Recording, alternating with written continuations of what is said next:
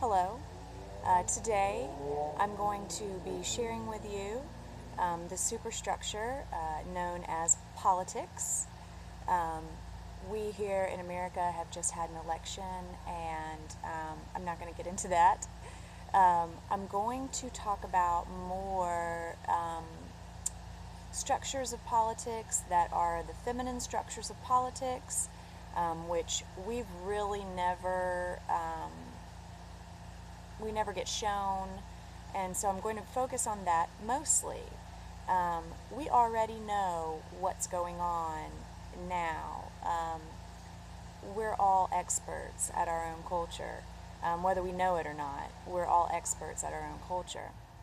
So, what I'm going to show you is more feminine structures that are going to seem like, whoa, you know, I've never seen that before. And so that's what I'm really going to focus on. I want to get started by talking about sort of this idea that for a long time anthropologists believed that there had never been a culture that women had power in. The reason that anthropologists believed this is because they believed that if there was a culture where women had power, they'd be able to recognize it as the flip opposite of a culture where men have power. In other words, what that should look like is it should look like women hoard power and deny it to men. That's what anthropologists were looking for. And when they couldn't find it, they said, oh, there is no such thing as a culture where women have had power. Well, that was the belief for a long time. I mean, in anthropology, which is, the 1900s, so long time, that's kind of relative term. But okay, now that belief has changed. Now, anthropologists understand something that they didn't before. They say, look at all these cultures where women have had power. Not absolute power, but power over their own affairs. Power at an equal level with men. These kind of things are now called egalitarian cultures. And what anthropologists know now that they did not used to know is that whenever women have power, women share power. The feminine mind frame is not the mirror opposite of the masculine mind frame. Just because the masculine mind frame takes all power for itself and is very protective of its territory and doesn't want any of its power to go outside of its territory, in other words, to femininity, doesn't mean that that's how the feminine mind frame works. The feminine mind frame seeks to share. There have been a lot of reasons proposed for this. The most obvious to my mind is that we're mothers and we have men and women, children, and we want to take care of everybody. And that's our mind frame. We want to take care of everybody.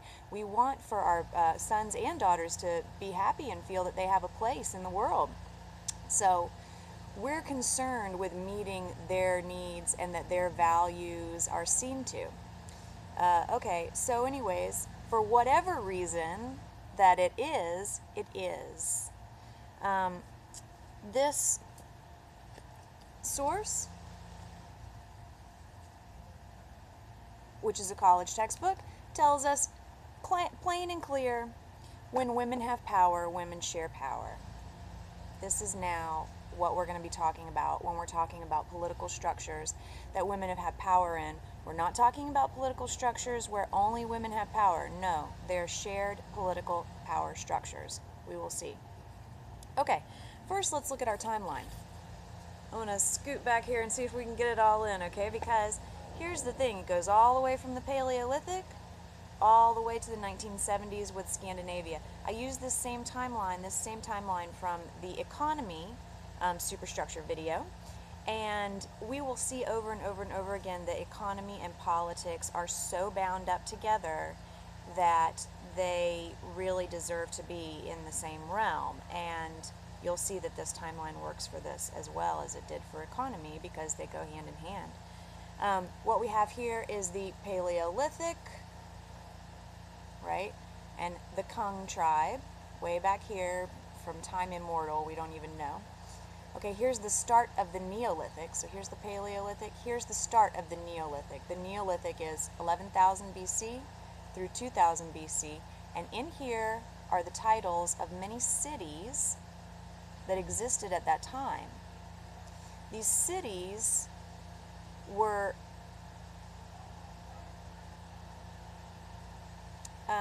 organized under feminine structures. Okay? So, I've already talked about economy. Let's talk about the politics of these cities. What did they have in common? Well, they have in common that these cities run very efficiently, okay, on trade, religion, all right? They have public works, and yet there's no evidence of central authority. It baffled anthropologists. Here they were finding the earliest cities in the world, by the way. These are the earliest cities in the world. And they find that the cities obviously have trade and that their economy is good, okay? Then they find that these cities have metal.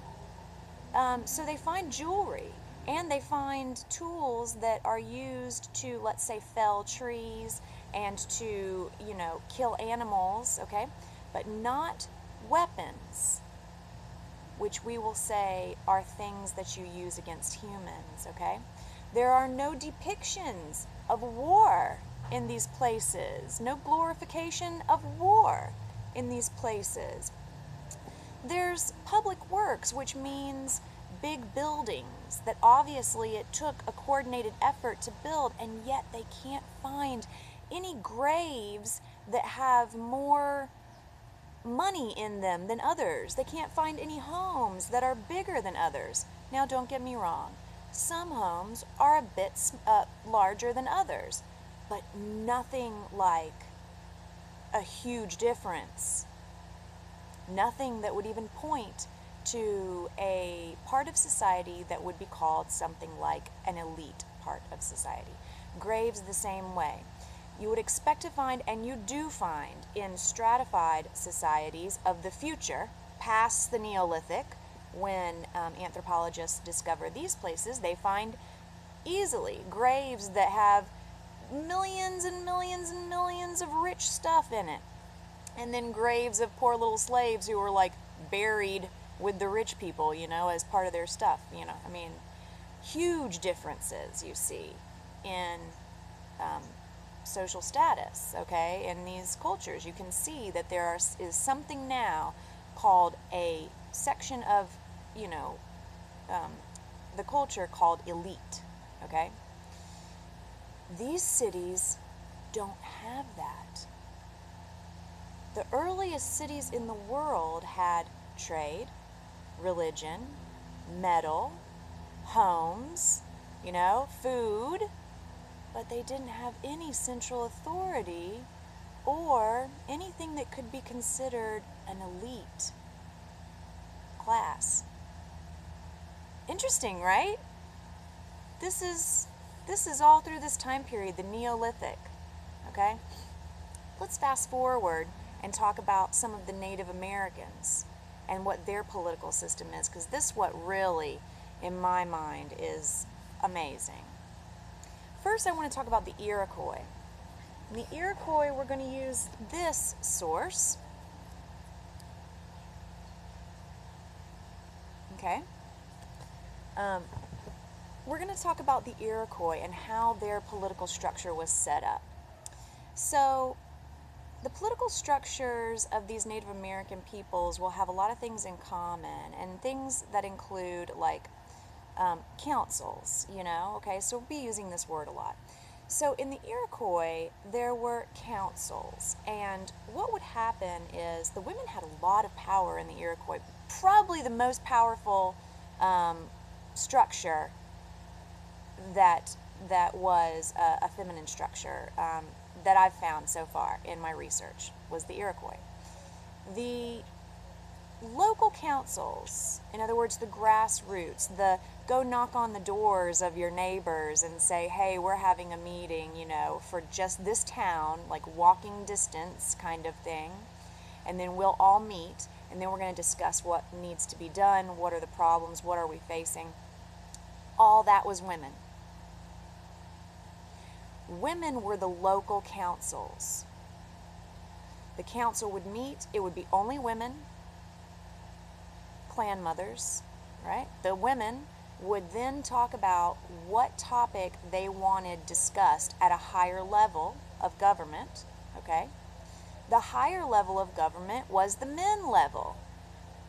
The men were not the local level, okay? They were the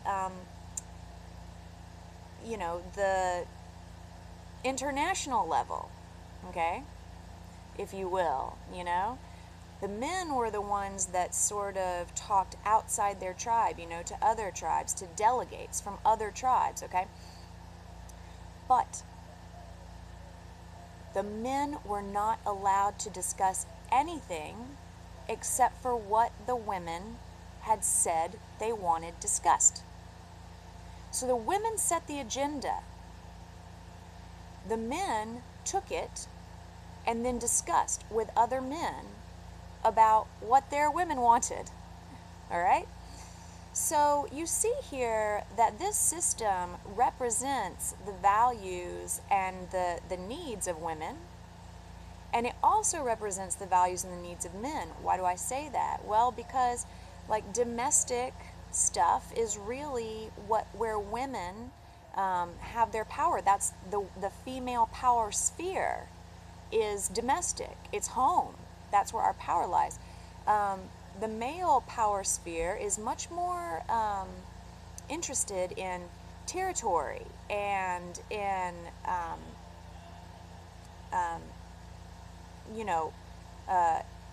not close to home, out there. Out there. That's the male territory. Okay? So this is kind of crazy because we are not used to this kind of power. This to us, this is like massive feminine power. The men couldn't discuss anything except for what the women told them to. I mean, sounds great, right?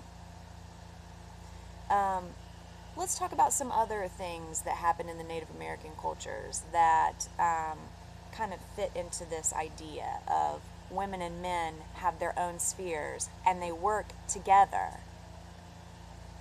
Okay, so women are rarely figureheads, like chiefs or kings or queens, okay, whatever you want to say, president, whatever you want to say.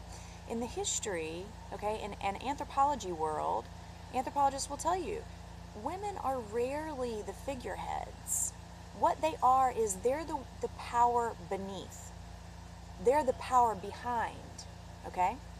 So, the first example was sort of the domestic level, women's power. Another example is a lot of these cultures, women had the power to nominate and remove, okay? So only the women would nominate who could be elected chief. Then everybody else would elect him, all right? But only the women could nominate. Or another way is only the women can take people out. So let's say everybody elected a chief. Let's say the women said after a few years, oh no, he's not doing the game right. And then they say, we're done with him. The women can take him out, but men can't. Only women can. Okay, women could also veto war. This was a big part of Native American culture because they really understood that war affects women worse. It's really the women who, have the children that are going to be eaten in war, For what reason? If it wasn't important to the women, then it wasn't important enough for war. Also, the women could stop a war if one had started, and then they said after a while, this ain't, stirring the Kool-Aid anymore, the women could stop it. Okay? So this is very interesting. These are powers that sort of like, go against our, thoughts, because we have never seen this kind of thing before. Okay, let me talk about another structure that was not the Native Americans, but was an African culture called the Igbo. And this was as early as the 1920s. I'm sorry, as close to us as the 1920s, when they were finally colonized by Britain. And so a lot of information starts coming out on them, and they had a system where they did have a man who was sort of like their chief, or whatever you want to call him, right? He was like the big man, the head guy, okay? But then they also had a woman. She wasn't his wife. She was the head of the woman's affairs. The man and the men made rules for their affairs, and the woman and the women made rules for their affairs. A commonality also that this group, the Igbo, particularly brought to light is that women were the only people who could do any sort of punishment. Now, this is another thing that the Native Americans, a lot of Native American groups had this idea. Women were in control of punishment. I'm not saying that the women carried out the punishment all the time, which they did most times. But even if they had their male relatives carry out some sort of punishment, it was the women who could pardon criminals if they wanted to, who could have criminals tortured if they wanted to. This was all in the control of women's hands. Now, the reason for this is because women are more compassionate. Again, if it's so bad that all the women have decided that you need to be tortured, then you probably did something pretty bad. If it's, and this is just, and if the women punish you, your punishment's not really going to be as bad as if the men punish you. The women might just come to your house and take your livestock.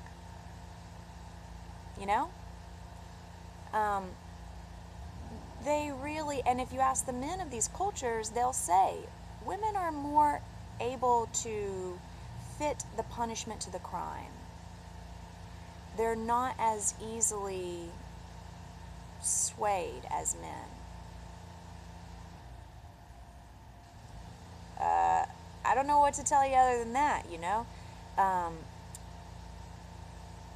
These cultures respect the feminine principle and understand its strengths. And you see where it has strength. It's plain to see, and it's nice to see. There's nothing wrong with women having power. There's something very wrong when we can't say it's okay for women to have power, but we can say that throughout the past 250 years, power has been for the men.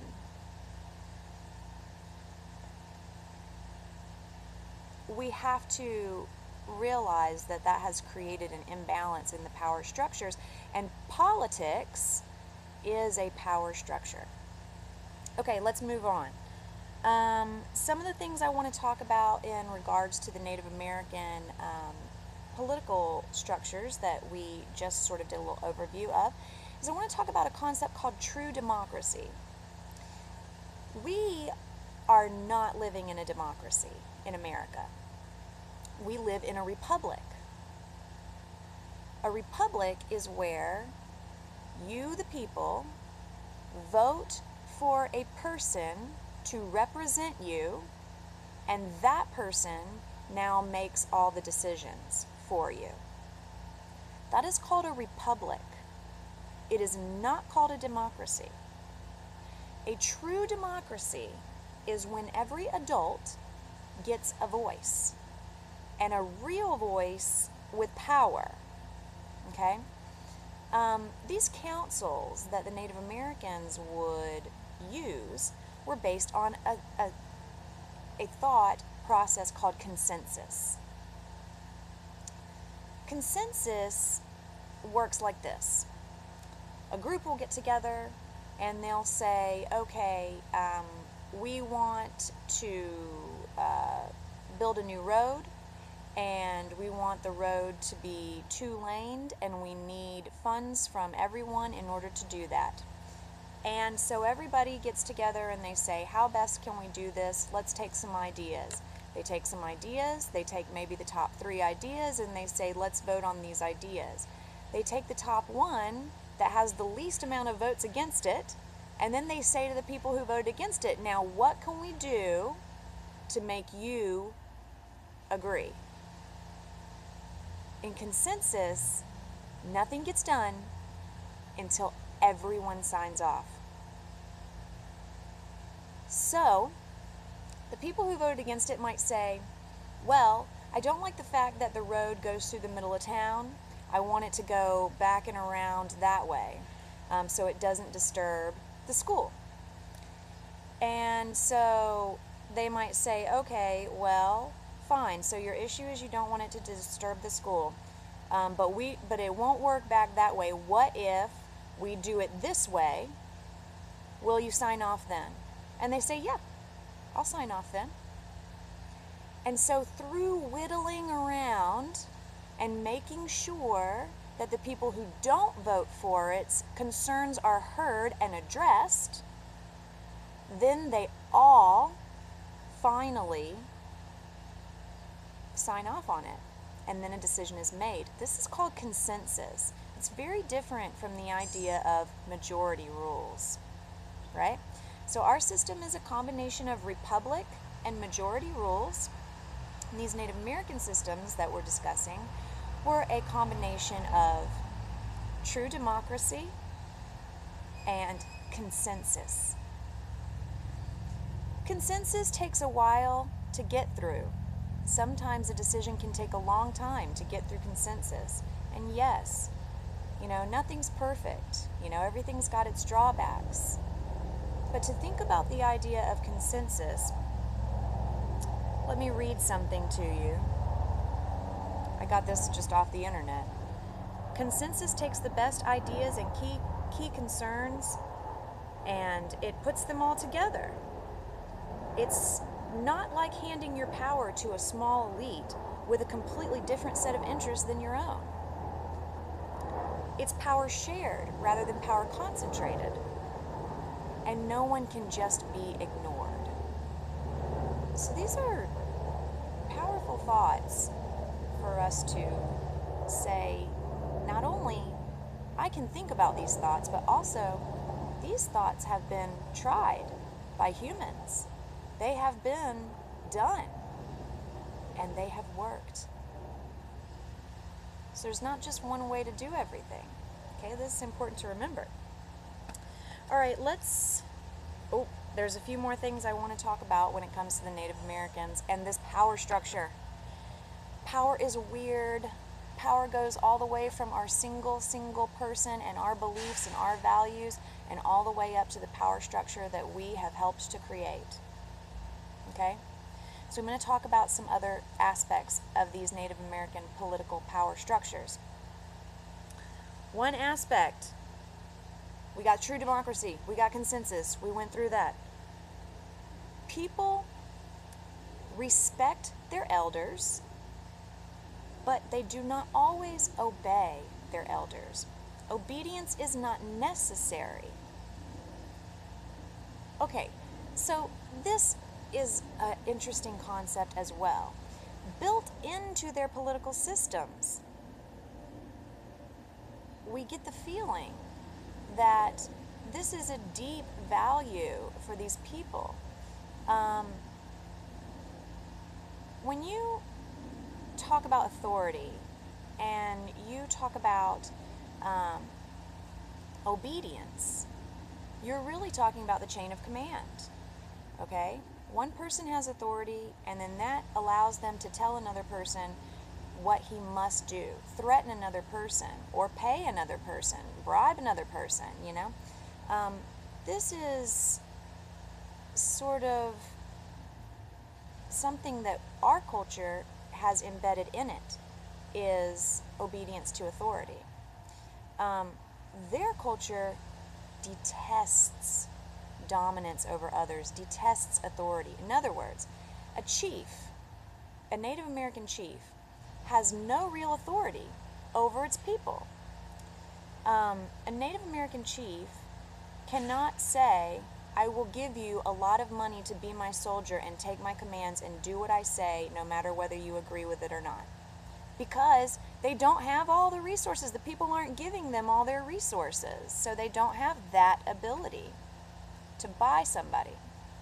Okay? They also don't have the ability to say, I'm the chief and you do what I say no matter what. Okay? Because they're taught from the time that they're children that that obedience is not a good thing. That dominance over another person is not a good thing. That you respect somebody. If you respect somebody and you want to follow them, then follow them. But obedience is unnecessary. A lot of Native American braves would go follow somebody, and then they'd go out and then they'd say, you know, this isn't working out for me, and then they'd just walk away.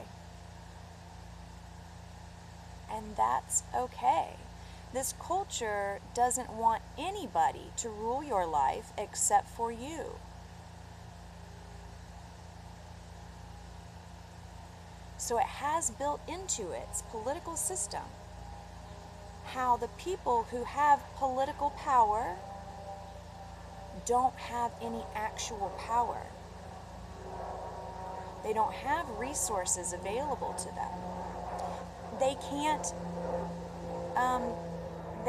even punish you if you do something that they don't like, because their culture also has built into its power structure that they don't deal with problems by punishment.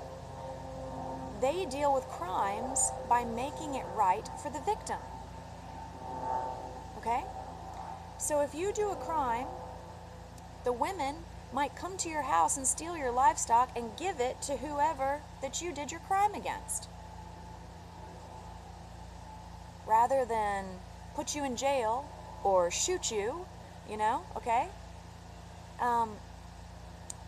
It's not about punishing the person who did something.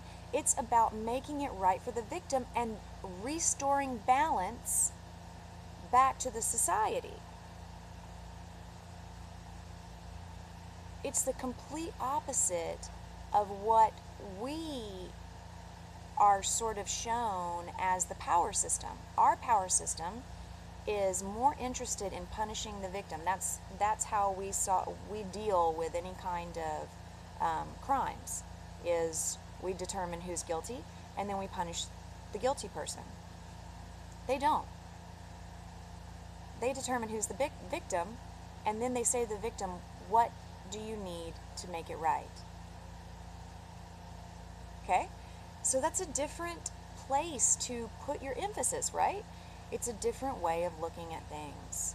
All right? And so these are very important to talk about. They are built into these people's power structures. The chief doesn't have the power to punish you.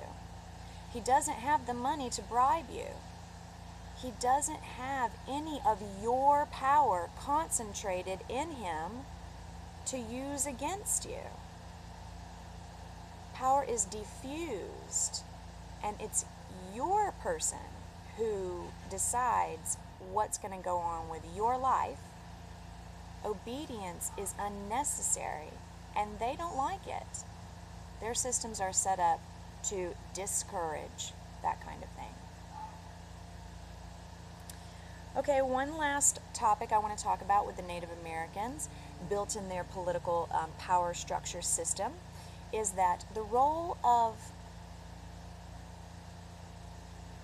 mother for women is much more important than the role of wife. How is that political? All right, well, we'll talk more about it when we have our big video on sex, okay? But for right now, we're going to just say this. When it comes down to female power, the role of wife cuts your power down, and the role of mother pushes your power up. We're going to talk about that a little bit later when we talk about what is feminine power. Well, ladies, feminine power has a lot to do with your body. Whether you're working it to get the attention of a man, whether you're working it to have a baby, or whether you're using it to work and carry all your family stuff and put up your house and move from point A to point B or grow your food, okay? We are the workers. Our bodies are a huge source of our power in many different ways. The Native Americans, weren't all big on monogamy, and they weren't all big on, wife was not the main female role. The main female role was mother. This is very important in political power. We'll discuss that a little bit later, okay? But it's kind of a fun one just to throw in there for a few minutes and kind of make your mind scramble. Okay, I'm going to go to part 2 now, where I'm going to discuss Scandinavia, and we're going to talk about some systems of stratification versus egalitarian.